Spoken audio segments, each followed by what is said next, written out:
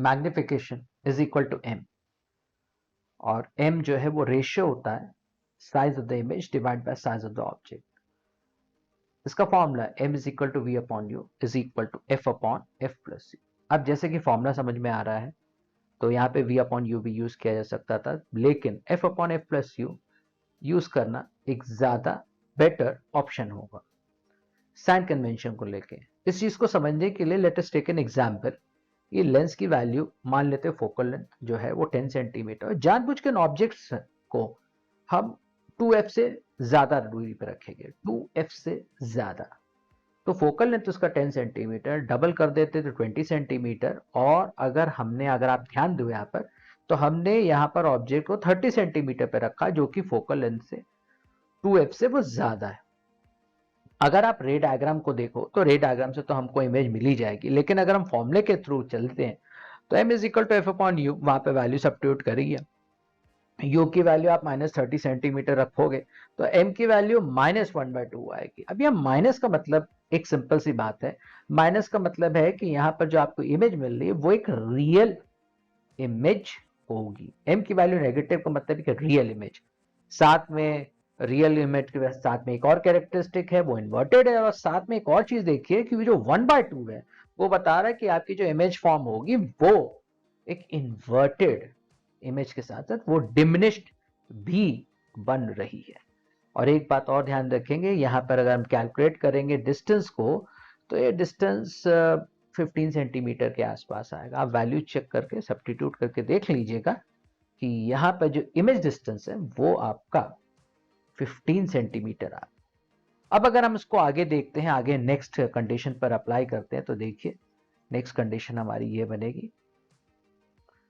Next condition पे हमने यहाँ पे रखा जी, अगर आप यहाँ पर ध्यान से देखो तो यहाँ पर एक चीज समझ में आ रही है, और वो ये कि अब हमने लेंस पे, ये आपका ऑप्टिकल सेंटर है, फोकल लेंथ 10 सेंटीमीटर यानी इसको 2f पे रखा, तो यहाँ पे जो पोजीशन ऑफ द इमेज है वो 2f पे है। और अगर आप इमेज देखो तो इमेज कहाँ पे मिल रही है, इमेज आपको एग्जैक्टली ऑपोजिट साइड पे मिल रही है 2f पे। तो अगर हम फॉर्मूले के हिसाब से लेंगे तो m is equal to F upon F plus u. यहाँ पे 10 सेंटीमीटर रखने के बाद 10 और यहाँ पे -20, क्योंकि ये जो डिस्टेंस है ये -20 का है। साइन कन्वेंशन को ध्यान में रखना है, m की वैल्यू -1 आ रही है, और फिर से इस बात पर ध्यान रखेंगे कि हमारे पास जो इमेज का जो साइज होगा वो बिल्कुल वही होगा जो ऑब्जेक्ट का साइज होगा, साथ में ये जो दूरी है इक्वी डिस्टेंस रहेगी। चलिए अब हम लोग आगे और कंसिडर करते हैं, एक और चीज को देखते हैं। तो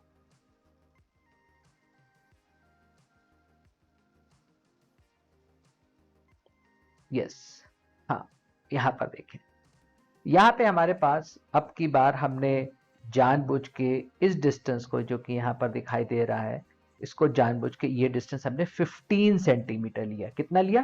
15 सेंटीमीटर।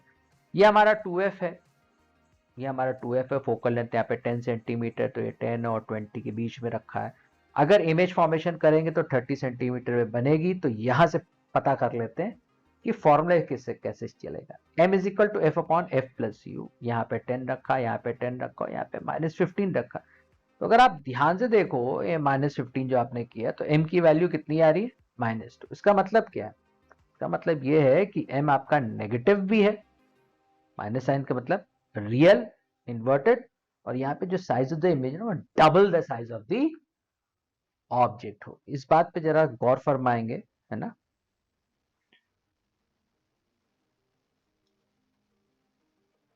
अब यहाँ पे फिर से m is equal to we upon u f upon F plus u का फॉर्मूला यहाँ पे यूज कैसे देखेंगे कि मान लेते हैं हम अपन ऑब्जेक्ट को रख देते हैं at a distance of 5 centimetre from the lens. Focal length अभी भी हमारा 10 सेंटीमीटर है, तो देखिए यहाँ पे रे डायग्राम बना हुआ है, इसको हमने 5 सेंटीमीटर पे रखा।